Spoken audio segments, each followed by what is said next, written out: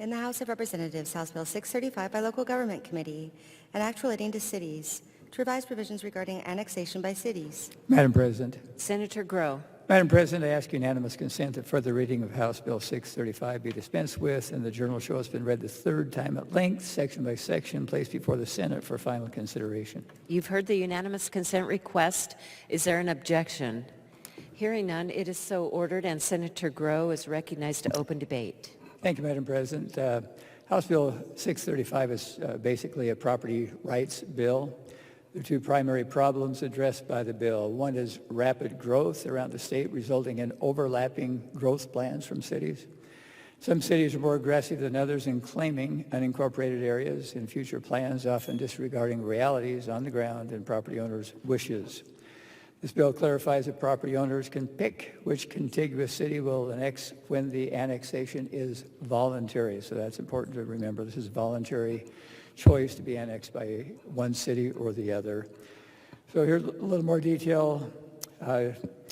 It clarifies Title 50, Chapter 2 of Idaho Code to more clearly state that a property owner has a right to pick which city he or she wants to be annexed by. And that's basically the added language. And everything else in the bill is unchanged. When they live on county property that is contiguous to more than one city. Primary problem solved by the bill, first problem is rapid growth around the states, causing more and more situations where landowners own property that is contiguous to more than one city's area of impact. And problem two, some cities seem to be engaging in aggressive or predatory classification practices regarding areas of impact in an attempt to capture future growth instead of losing it to other nearby cities. As a result, many cities are arguing over which city gets to annex private property that is contiguous to more than one city. In essence, cities are competing for future tax revenues that will follow development, often disregarding what's in the best interest of the property owner. Ultimately, House Bill 635 removes any doubt that the property owner has the right to choose which city he or she will be annexed by when their property is contiguous to more than one city and the annexation is voluntary. There's been bipartisan testimony in behalf of this bill. It's also supported by developers and landowners around the state, including the Idaho Building Contractors Association. The clarification of this law will save taxpayers and cities a lot of time, trouble, and money where cities get involved suing each other. And most importantly, it will ensure that a property owner's rights prevail when they're caught between two cities who are both trying to call dibs in order to annex somebody's property. With that, Madam President, debate is open. Is there any further debate? Madam President, Senator Anthony. to debate against the bill. The senator has the floor. Thank you, Madam President. I appreciate the opening remarks on this particular piece of legislation because I think the senator from 14 has outlined some real problems that we have in the state and why this bill actually has some merit.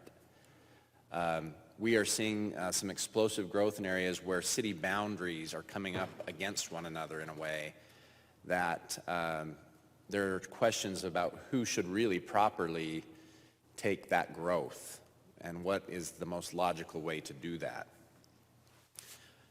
Idaho has, I think, a fairly elegant land use set of laws that allow for planning as we go forward to allow communities to determine who will take certain tracts of land as they make plans for growth. So imagine a city knows that, in 10 years we think there will be homes 4 miles out. Well, you have to plan for that. You have to size the sewer line correctly. You have to make sure that your utilities are positioned in such a way that when the time comes, you can reach out and grab those new homes. And if things are done properly, and that's a key phrase here, if things are done properly, then you want to be able to make sure that the city who made those plans and made those expenditures and set things up right will actually be the ones who get that growth when it happens. This bill is dealing with, I think, a narrow set of facts that are real problems where some of this hasn't been done right. And what it says is, instead of keeping that land use plan in place, Let's let the people who live out there just decide which city they're going to choose. And I think that's undermining a little bit of our land use laws. I think that it will result in some weird mixes where one neighbor chooses one city and one neighbor chooses another city. I guess in short, I think this is a real problem. I'm just not really convinced that this is the real solution. And I think it needs some work. And I don't know if allowing a Category A voluntary annexation property owner to decide how it plays out is the right fix. But I do very much appreciate those who have brought this issue forward. I think Senator from 14 has a very important issue that we need to deal with. I'm just not quite to a place where I can vote aye on this bill. Thank you, Madam President. Is there any further debate? Madam President. Senator Lodge. Madam President, to debate the bill. The senator has the floor. Thank you. Good senators, this issue is facing my district over in the Middleton area, and there is a lawsuit pending. And so for that reason, I will not be able to support the bill. I think the good senator has brought some points forward that we need to look at, and it needs further study. Thank you very much. Is there further debate? Madam President, Senator Nye. to declare a 39H and that we represent a couple cities as legal counsel. Thanks. Senator Nye's declaration of Rule 39H will be duly noted in the journal. Is there any further debate? Madam President. Senator Rice. Madam President, we have a long history of being harsh against involuntary annexation by any city. It's not something that we see as desirable in the state of Idaho. But you have a situation where the citizen, if it's an area of impact, the status quo has been that if they're contiguous to a city, they can be annexed voluntarily by that city. This isn't just situations where they're contiguous to both cities. This applies to situations where they're contiguous to a city that can provide services, and they're in an impact area well beyond the reach of the services of another city. And that's the situation that's occurring right now in Canyon County. But the real problem is do cities own the development rights of private property long before they can service that property? Can they deny our citizens the ability to develop their property when they are contiguous to a city that can provide the services? Several years ago, we had a couple of cities that wanted us to take the position and amend this very part of the code to prohibit cities that were contiguous to property from annexing land that was in the area of impact of another city. And this legislature declined to do so because we felt that was a change in law to the disadvantage of the property owner. This particular piece of legislation clarifies what has long been thought to be the law in Idaho about property that's actually contiguous to a city. That said, there is more that must be done to address the Land Use Planning Act because it does have problems.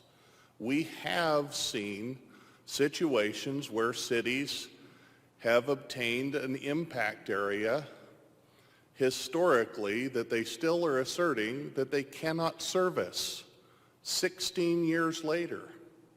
And they're still many years from being able to provide any services to portions of that impact area, even though some of those portions are contiguous to another city. That's not fair to the citizens. There needs to be some pressure to get people to the table on fixing those other problems. Passing this bill will provide that impetus.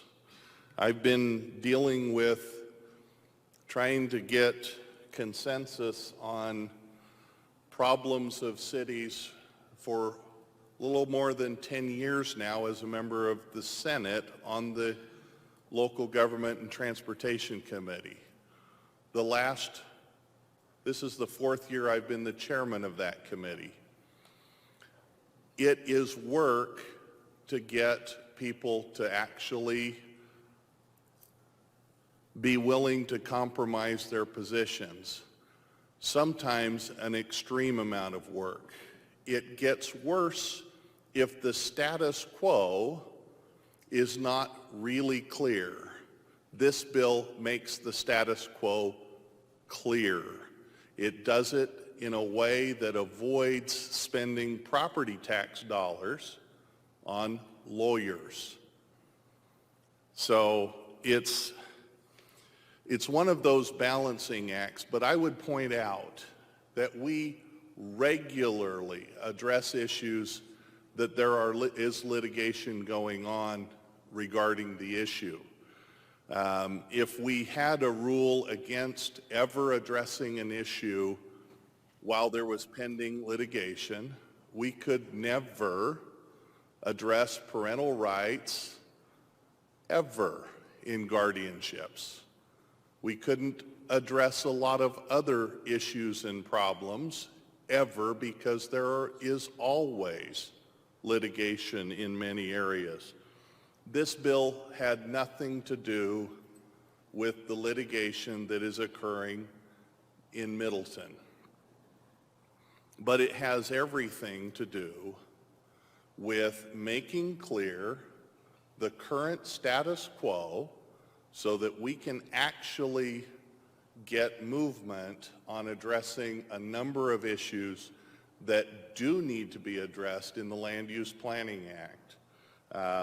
Size of areas of impact is just a piece of the problem that needs to be addressed. I encourage your aye vote on this piece of legislation. Is there further debate? Madam President, Senator Stinnett. to debate the bill. Senator has the floor. Thank you, Madam President. Senators, this is not about personal property rights, because when you go ahead and give one developer their way, then the ones that are adjacent and all the other landowners lose their property rights. We have to make sure that, particularly at this time of growth, that this could disassemble years of consistent, responsible, and costly planning tools that all the cities all over the state have put in place in good faith with their public, and they have produced and had public meetings about. And to just change this in the middle of it on them is, this is not about property rights, and it will give cities a lot more difficulty in trying to manage what they have been trying to put together over long periods of time as far as annexations and managing boundaries. And I just think that this would be a hindrance rather than a help. Thank you, Madam President. Any further debate? Madam President, Senator Lakey. first for a declaration 39H. Senator Lakey's declaration of Rule 39H will be noted in the journal. Oh, I'm sorry, Madam President. I wanted to explain it a little bit, if I might as well. As far as my 39H goes for the record, Madam President, as has been noted, this bill directly impacts pending litigation and determines the outcome of that litigation between Middleton and Starr. And I've represented both of those cities in the past. I'm not currently representing either one of them in this. I've also done land use work in Canyon County for many years, and most of the projects that are approved in that disputed area are ones that I've worked on. And our firm also does work for homeowners associations in the area. Thank you, Madam President. Now to debate the bill. Okay, Senator Lakey has the floor. Senators, with that lengthy 39H, I guess what comes with that is an understanding of both sides on this issue. I've done land use and represented cities for almost 30 years, and particularly those in this area. And I always fight for the private property rights of my clients when I'm representing mostly landowners and developers. But I also work with cities and counties, and our cities and counties are strongly opposed to this bill. We even have developer representatives that are opposed to this bill. And if you might indulge me, Senators, I want to explain a little bit about the implications here. We have a very few number of words in this bill, but the moving parts are many. And we have two statutes in play, statutes dealing with annexation and statutes dealing with the impact area. And Senators, what we need to do here is take time to get both sides to sit down and work together and properly improve the relationship between those two statutes before we pass legislation. I want to just touch bases first. The first statute is the annexation statute, and it talks about cities being able to annex lands reasonably necessary to assure orderly growth and development and efficient delivery of municipal services. That's sewer and water, fire, police. And then there's the Category A annexation that's been talked about. If it's a voluntary annexation, the statute talks about being able to annex outside its impact area. It strives for orderly growth, and generally cities grow out consistently. The impact area statute, Senators, if you don't know, an impact area is something that's negotiated between the city and the county, and sometimes between two cities and the county. That negotiation creates some expectations between the cities, the citizens, and the county. And it's a negotiated area, but it's still county jurisdiction. They make the ultimate authority and the ultimate decisions in the impact area. But to get an impact area, a city has to establish three things. They have to show that it's part of their trade area, that it incorporates geographic factors, and it's an area that is reasonably expected to be annexed in the future. In other words, they're going to have sewer and water out there in the reasonable future. And as I said, it creates expectations with that negotiation and those plans that are approved. And I want to also echo, this is bigger than Middleton and Starr, but it is what you're hearing the most about because there is pending litigation, and this legislation directly impacts that. I would say that the vast majority of cities and counties in the state get along just fine under the current statute. Meridian and Cuna was mentioned. That was an issue a few years ago. We told them, no, go figure it out. We're not going to pass legislation or additional legislation that creates a hard line. I want to hit some points in regard to Middleton and Starr because they do point out some of the deficiencies that we have.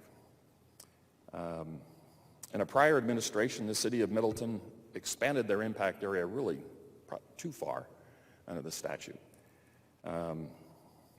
especially if you're going to create a hard line.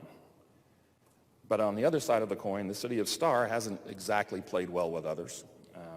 They've been basically saying we're going to ignore the impact areas and we're going to annex and kind of do what we want. The city of Nampa and Starr have worked out their differences, but obviously Middleton and Starr have not. But we have two mayors that are essentially trying to do what they think is best for their jurisdictions. And in my opinion, the litigation between Middleton and Starr has the stronger legal position. But you also have people out there in that impact area that are opposed. And what they're really saying is, we don't really want either city out there because we want to be in the county.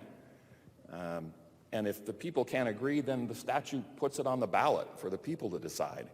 But then what you have is people voting for something that isn't really what impact areas are for.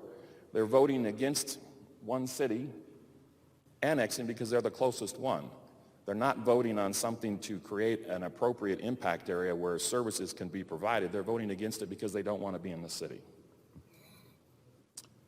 So those are some of the problems that we have in the current statute. I don't think we should be picking a winner between Middleton and Starr. And again, the bill does that.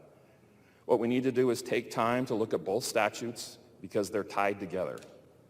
We should have cities, counties, realtors, builders, developers all around the table to find the right language between the two statutes.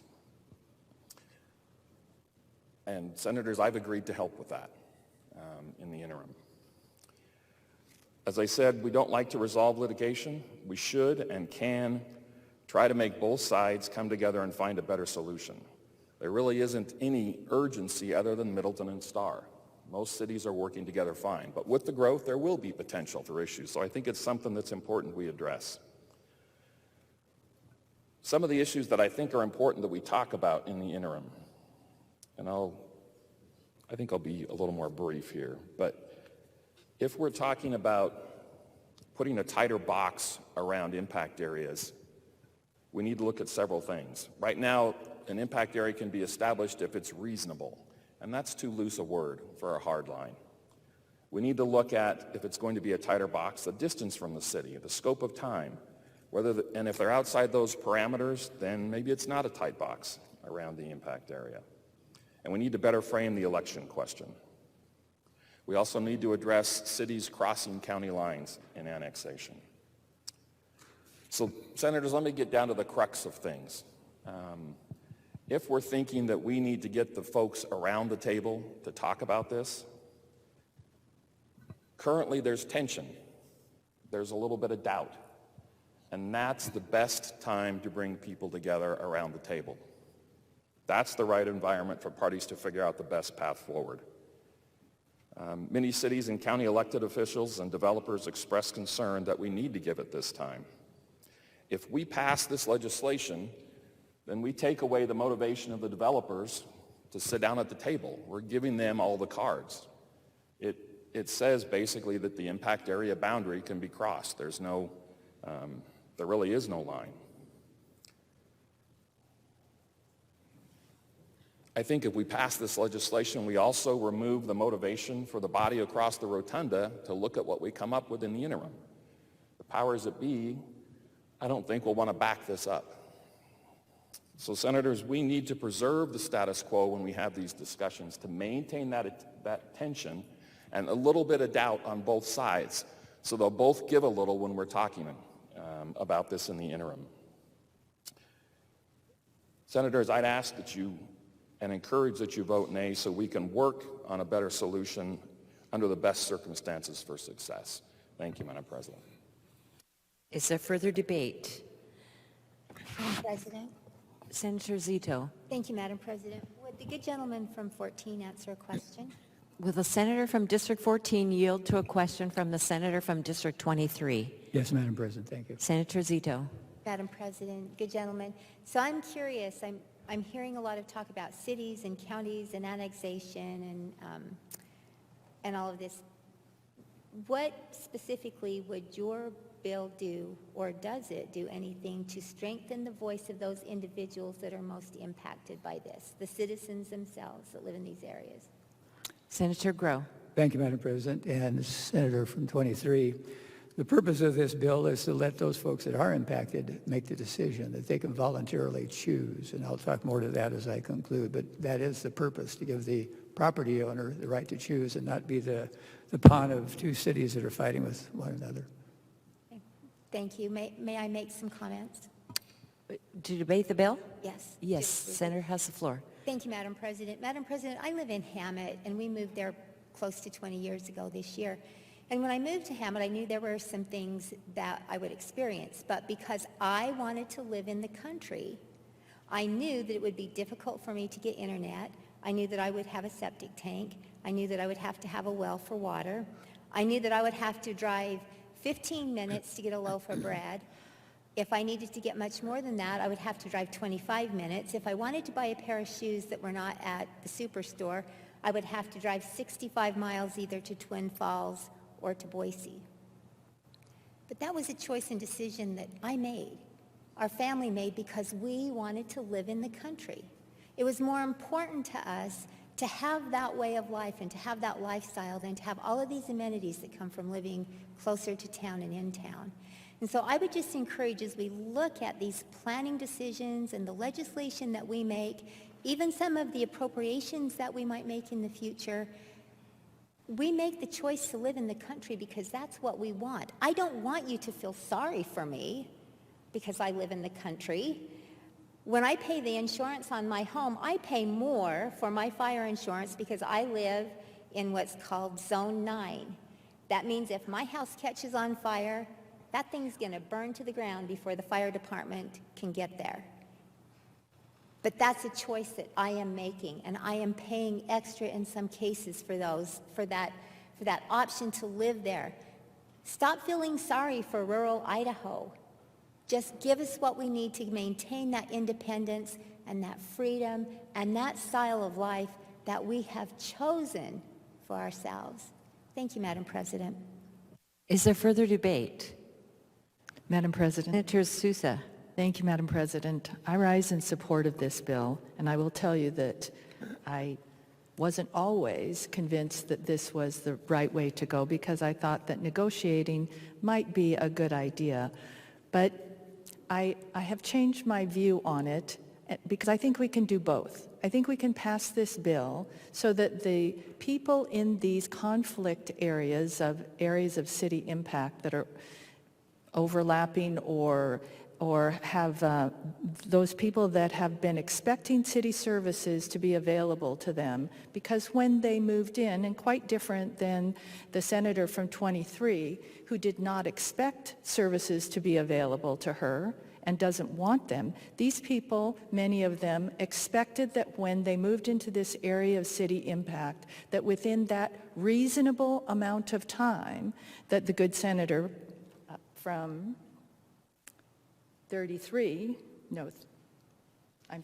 12 mentioned in his comments, that reasonable amount of time in the statute does not tell people what to expect. It just says it means sometime in the future. And that's one of the problems that we're in with this situation. Is it 5 years? Is it 30 years? Is it 50 years? How long will it take for city services to be available in this area that the city says they want to have as part of their area, their boundary? So it's not really within the boundary of the city, it's their extended boundary, this area of city impact.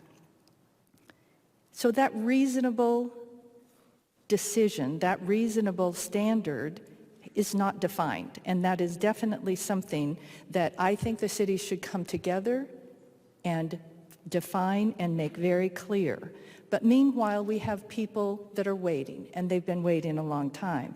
They don't want their neighbors to be able to tell them what to do with their property. They would like to choose where they want to go, which city they want to be associated with. And this does not give power to the developers. It gives power of decision to those individual property owners. We have property rights. They, in good faith, bought this property within the area of city impact thinking that that city would be offering services, and now it's been a great amount of time for some of them, and they have not been able to get it. So I think, in my opinion, if we pass this bill and take care of the immediate problem and then bring the cities together, we can probably get both of them done within a year or so, and then the proliferation of this kind of conflict between other areas of city impact in our state will not continue to pop up all over. So with that, I urge your support of the bill. Is there any further debate? Madam President. Senator Guthrie. Thank you, Madam President. I believe that growing pains and lawsuits should not dictate the need for us to pass a piecemeal fix. And as Idaho grows, and it is growing a lot faster than I would personally like it to, I believe a more deliberative, comprehensive, and methodical approach is in order, and I'll be voting no on the bill. Thank you. Is there further debate? Madam President, Senator Ricks. to debate in favor of the bill. The senator has the floor. This is not an easy issue, as we hear in debate here, good senators, and either passing or this legislation or not passing it's not going to eliminate the problem that's still ongoing, and I would hope that there will continue to be discussions and talks and collaboration to try to figure things out. But for me, when it all comes down to it, in the decision, and I know there's cities, there's impact zones, there's sewer, there's a lot of moving parts and pieces to this, but it boils down to that the landowner probably should have a little more say than anybody else in this, and so I will be supporting it. Is there any further debate? Madam President, Senator just for Anthony. a 39H declaration. Senator Anthon's declaration of Rule 39H will be noted in the journal. And did you wish to debate a second? For the declaration, just to let the record show that I do own an interest in a real estate development company, and also that I work for the city of Rupert. Okay, thank you. Any further debate? Madam President, Senator Cook. would the senator from 14 take a question, please? Will the senator from District 14 yield to a question from the senator from District 30? Thank you, Madam President. Yes, I will. Senator Cook. Thank you. Living out in the county over the past 10 years, we've experienced two different cities at different times try to annex us, and we were like, no way, we want to be in the county. I'm curious, if this bill passes, what do I, as a landowner out in the county, lose any rights? Senator Grow. Thank you, Madam President. Senator from 30. This bill does not attempt to force you to lose any rights that you would have in the county. This is strictly a voluntary thing. If you chose to pick City A or City B, that would be your choice. This doesn't say anything about mandatory annexation. We did not address that issue in this bill. Thank you. Is there any further debate? Hearing none, Senator Grow is recognized to close debate. Thank you, Madam President. Thank you for all of the comments and debate that's been taking place and good points raised. And let me just say this as we begin to conclude here, that on our committee we have great participation, and here you have two good senators that have great respect for both of them, that are stating their points, and we've made an effort to have both work to try to improve the issue after this. And there's a difference of opinion between those two, whether we pass this bill or don't pass this bill. Will that help to get people around the table to discuss it and resolve other issues, or will it take away the pressure? And we feel that having this bill passed will help encourage everyone to get around the table and to address other issues that do need to be addressed, which have been discussed and raised, and some that haven't been raised. And so that will be happening, whether the bill passes or doesn't pass. So that's not really an issue as far as we're concerned at this point. But just a comment on cities that are reaching out. When you have a county area and two cities that are both growing towards one another, and the comment was made by the good senator from 27 that, when cities plan, they plan the sewer, et cetera, et cetera. Well, you have two cities planning sewer, et cetera, and they're both reaching towards one another, and so they're both incurring costs. One of those two cities will likely have a situation where they've incurred some costs and will not, those extra costs that they may have incurred will not come to fruition because they don't happen to get the particular land that's in question. So we feel it's to everybody's advantage if we clear this thing up right now at least and let people know the property owner is the one that's going to be choosing the annexation, so that we don't have two cities going to all the expense of bringing services to the same point of land. Another point is we feel that the individual should have the property rights and development rights and make those choices rather than having the cities dictate. This is not a change in the status quo. This will just clarify the law, because right now, obviously, there's ambiguity. We have two cities that are suing each other and others that are having questions about it. In conclusion, this is a bill about property rights, the right of the owner of the property to be able to be annexed into a city of his or her choosing to which they are adjacent. Disputes between cities regarding their areas of impact should not have to be decided by having lawyers take the disputes to courts. There you have taxpayers in both of these cities that are paying for two cities fighting over property where one property owner would like to be with one city or the other, so that would eliminate that situation. This bill is an attempt to clarify the law, reinstating the property rights of the owners of the property. And with that, Madam President, debate is closed. Debate being closed, the question is, shall House Bill number 635 pass the Senate? The Secretary will call the roll. Agenbrod, Anthen, Bayer, Blair, Burgoyne, Burtonshaw, Cook, Crabtree, Grow, Guthrie, Harris, Hyder, Lakey, Lee, Lint, Lodge, Martin, Nelson, Nye, Patrick, Rice, Ricks, Riggs, Souza, Stennett, Thane, Van Orden, Vick, Ward King, Winder, Wintro, Woodward, Zito, Blair, Crabtree,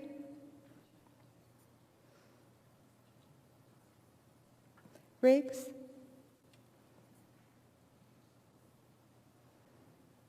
Woodward,